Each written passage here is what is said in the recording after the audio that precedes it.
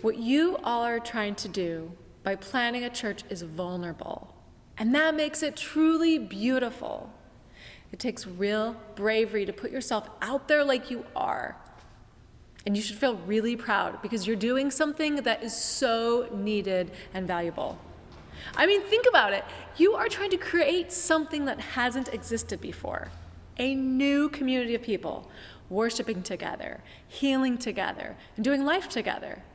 Just take that goodness in for a moment because your work is so important. We need to talk about resiliency. Resiliency is your ability to recover and continue on in your ministry in an open and healthy way, even after you've experienced someone in your church hurting you, or you hurting them. I wish I could say if this happens, but it isn't an if thing.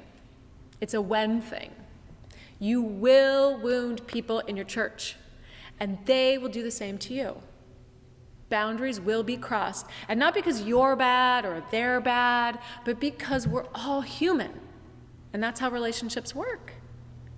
We are imperfectly trying to work it out as we go, every single one of us.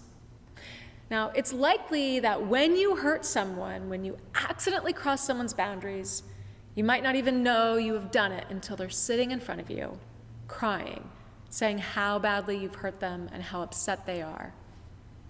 The unexpected nature of this kind of conversation that comes out of the blue, it will having you feel shocked and devastated because you genuinely don't want to hurt people. You're trying to lead them and pastor them. And you'll want to push this hurt away. Naturally, you'll want to defend yourself, but I want to urge you, take a breath. Take lots of breaths.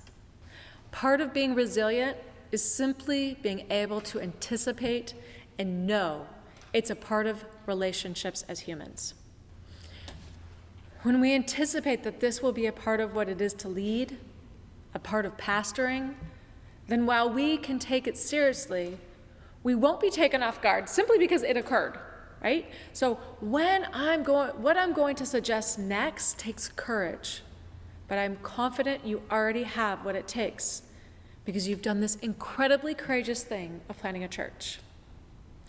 When you have been hurt by someone, or when you have set a clear boundary and they've crossed it, you'll want to wall yourself off. You will want to close up shop and be done, but I want you to remember that there is a bigger picture of what you're trying to do, and you can't do that if you're walled off. Dig deep and find that courage to face and feel the pain and grieve and feel the cuts and bruises and wounds and take care of them. In a similar way, courage is what is needed when you are the one who's done the harm.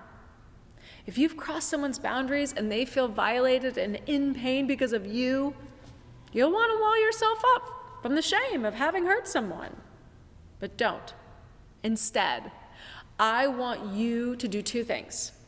I want you to remember your goodness while simultaneously being curious about the harm. When you are solid in yourself and you know your belovedness, you know your goodness, you don't have to defend against having hurt someone. You can hold on. You can hold that you hurt someone while still staying grounded with your belovedness. When you are deeply grounded in yourself, then you can authentically apologize to someone that you've hurt without disrupting the core of who you are. This takes mindfulness and centeredness within yourself. Ask yourself, is there something that gets in the way of believing in your goodness? Now, I don't know about you, but one of the hardest things about being married is when my wife comes to me and says that I hurt her. Sometimes I think I'm being funny. I like to joke a lot, but she experiences it differently. She feels cut by a joke of mine, and she's been hurt. When she lets me know I hurt her, my knee-jerk reaction is to explain it away. Because honestly, I didn't mean to do it. I want to defend myself because I didn't mean to hurt her, right? I feel that if she could just understand my intentions, then she could let it go. I'm compelled to defend myself, and that is exactly the thing you'll be compelled to do too. Defend yourself. But that won't bring about healing to them or you. When I can put my ego aside while also remembering that deep goodness that is in me, I can bear what she's saying without needing to challenge it. I can take in her words and genuinely apologize for the pain I caused without destroying me. In a similar way, when someone tells you that you've crossed a boundary of theirs, try to breathe. Feel your body. Become mindful and present inside of yourself. Yes, you hurt someone, and that is serious, but this doesn't have to destroy your sense of who you are. You can learn from this by becoming curious. You can say things like, "Tell me more about what happened. How did I cross your boundary? I want to better understand.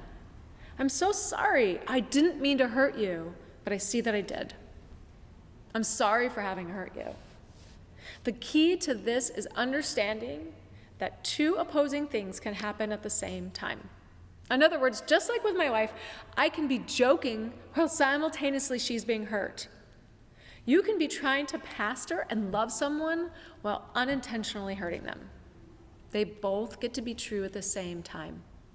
It's just that the one who has been hurt, well, they get to have the focus and repair made with them. The good news is that you can use all of this for wonderful purposes. A big part of resiliency is taking the pain from our lives and using it for good. So when you're ready, take the opportunity of goodness that this pain has provided and let it deepen the person you are and the work you're doing.